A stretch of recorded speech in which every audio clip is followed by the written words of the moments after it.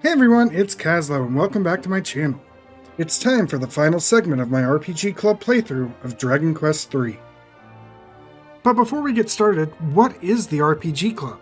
I've been an avid listener of the podcast The RPG Years, and its predecessor podcast The RPG Golden Years, and RPG The After Years. The podcast focuses on RPG reviews and news. They regularly do a community event known as the RPG Club. Imagine a book club, but for RPGs. They break up a community-chosen RPG into digestible chunks, usually about 5 hours, and discuss those segments every 2 weeks like a book club. If you want to check out the RPG Years, you can find a link in the description below. With Rainbow Drop in hand, the group sets off west, from Rimdar, for a small peninsula across from Zoma's citadel. As the team reaches the edge of the peninsula, the hero holds up the Rainbow Drop to the air, creating a rainbow bridge to Zoma's citadel. The group enters the citadel and makes their way to the throne room, where they find an empty throne. Luckily, there's a hidden switch behind the throne that reveals a staircase to the citadel's basement. As the group explores the basements, they find Ortega facing off with a King Hydra. But before they can intervene, the Hydra hits Ortega with a mortal blow. The hero rushes to his side, where Ortega remembers having a wife and son he left behind, and that he wished his son didn't resent him. The hero tries to explain that he's Ortega's son, but Ortega can't hear him and passes away in his son's arms. Continuing onward, the group finds Zoma in his underground altar, where he sets his minions on the team. First up is the King Hydra that killed Ortega, then the soul and bones of Baramos, before finally confronting Zoma himself. Zoma attempts to power himself up, but is stopped by the Sphere of Light. After a hard-fought battle, Zoma is finally defeated, and the citadel begins to crumble. As the group attempts to escape, the platform they're running across crumbles and falls into the earth, only to have the group appear in Talantair Tunnel to the north of Tantagel.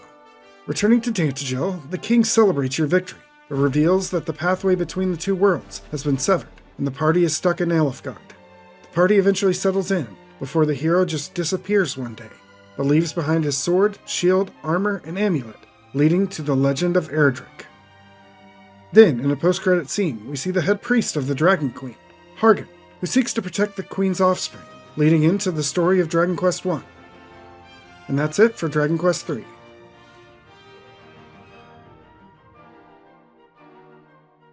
So this final dungeon, man. Some of the monsters are just not worth fighting. Namely the Hydras and Dragon Zombies who can lock down your party with sleep or fear. Then there is the final gauntlet of bosses, which were a huge spike in difficulty, in line with the boss troll and Garble. Luckily, after each boss, we could return to town and heal up by use of a handy teleporter in the final room. I really think playing this game with the fight wisely tactic is the intended strategy for bosses, as I don't think you could prepare for the healing necessary without it. Finally, I loved how the story flows into Dragon Quest I, with the hero leaving behind the relics and the reveal of Hargan.